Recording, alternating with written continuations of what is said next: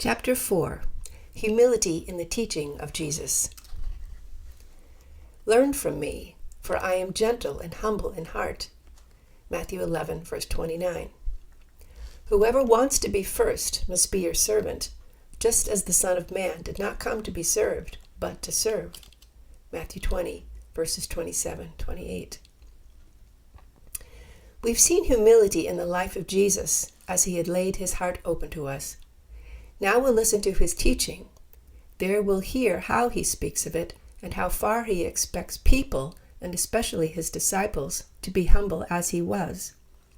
Let's carefully study the passages, which I can scarcely do more than quote, to receive the full impression of how often and how earnestly he taught humility. It may help us to realize what he asks of us. Look at the commencement of his ministry. In the Beatitudes, with which the Sermon on the Mount opens, he declares first, "Blessed are the poor in spirit, for theirs is the kingdom of heaven." And then he declares, "Blessed are the meek, for they shall inherit the earth." The very first words of his proclamation of the kingdom of heaven reveal the open gate through which alone we enter. To the poor who have nothing in themselves, the kingdom belongs. The meek, who seek nothing in themselves, will inherit the earth. The blessings of heaven and earth are for the lowly. For the heavenly and earthly life, humility is the secret of blessing. Learn from me, for I am gentle and humble in heart, and you will find rest for your souls. Jesus offers himself as teacher. He tells us what the Spirit is that we will find in him as our teacher, and which we also can learn and receive from him. Meekness and lowliness are the one thing that Jesus offers us. In it, we will find perfect rest for our souls. Humility is to be our salvation. The disciples had been disputing who would be the greatest in the kingdom and had agreed to ask the Master. Luke 9, verse 46, and Matthew 18, verse 1. He set a child in their midst and said, "Whoever humbles himself like this child is the greatest in the kingdom of heaven." Who is the greatest in the kingdom of heaven? This question is indeed a far-reaching one. What will be the chief distinction in the heavenly kingdom? The answer none but Jesus would have given. The chief glory of heaven, the true heavenly mindedness, the chief of the graces, is humility. He who is least among you all, he is the greatest. The mother of the sons of Zebedee had asked Jesus that they might sit on his right and left, the highest places in the kingdom. Jesus said this was not his to give, but the Father's, who would give it to those for whom it was prepared. They must not look or ask for it. Their thought must be of the cup and the baptism of humiliation.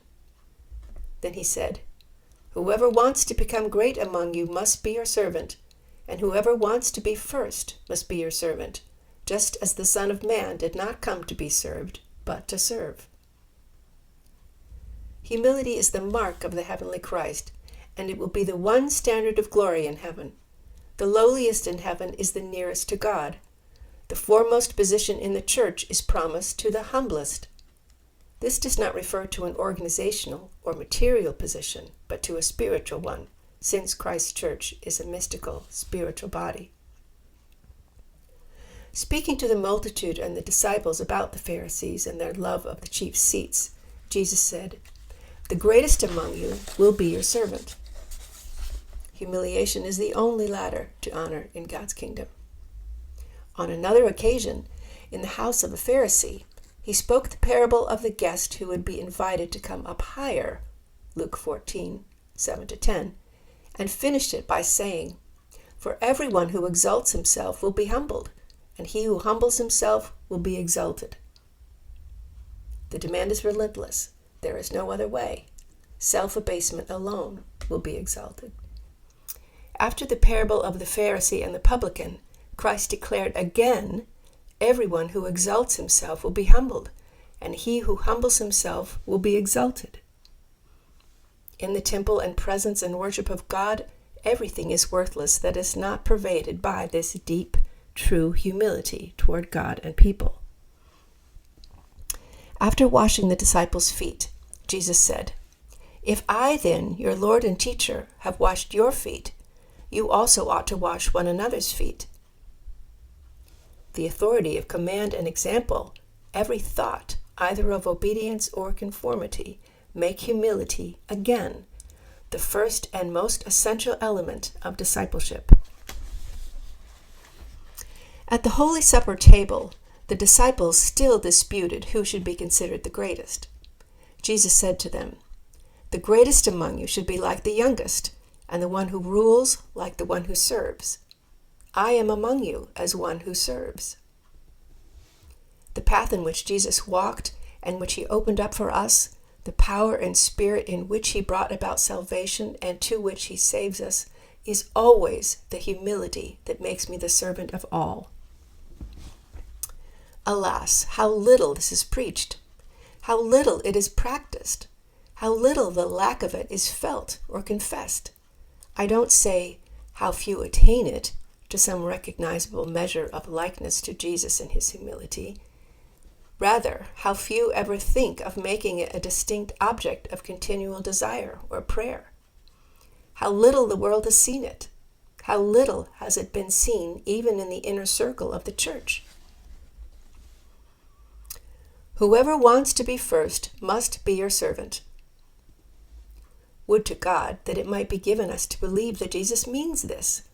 We all know what the character of a faithful servant implies: devotion to the master's interests, thoughtful study and care to please him, delight in his prosperity and honor and happiness. There are servants on earth in whom these dispositions have been seen, and to whom the name of a servant has never been anything but a glory. Hasn't it been a new joy in our Christian life to know that we may yield ourselves as servants and slaves to God, and to find that his service is our highest liberty, the liberty from sin and self? We need now to learn another lesson, that Jesus calls us to be servants of one another, and that as we accept it heartily, this service also will be a most blessed one. It too will be a new and fuller liberty from sin and self. At first it may appear hard, but this is only because of the pride that still counts itself something. If once we learn that to be nothing before God is the glory of the creature, the Spirit of Jesus, the joy of heaven, we will welcome with our whole heart the discipline we may have in serving even those who try to afflict us. When our own heart is set upon this, the true sanctification, we will study each word of Jesus on self-abasement with new zest. Then no place will be too low, no stooping too deep, no service too disagreeable or too long continued, if we may but share and prove the fellowship with him who declared, "I am among you as one who serves." Believer, here is the path to the higher life. Down, lower down. This was what Jesus always said to the disciples who were thinking of being great in the kingdom and of sitting at his right hand and his left. Don't seek or ask for exaltation. That's God's work. See to it that you abase and humble yourself, and take no place before God or people but that of servant. That is your work. Let that be your one purpose in prayer. God is faithful. Just as water ever seeks and fills the lowest place, so the moment God finds the creature abased and empty, his glory and power flow in to exalt and to bless. Those who humble themselves, that must be our one care, will be exalted. That is God's care. By his mighty power and in his great love, he will do it. People sometimes speak as if humility and meekness would rob us of what is noble and bold and strong.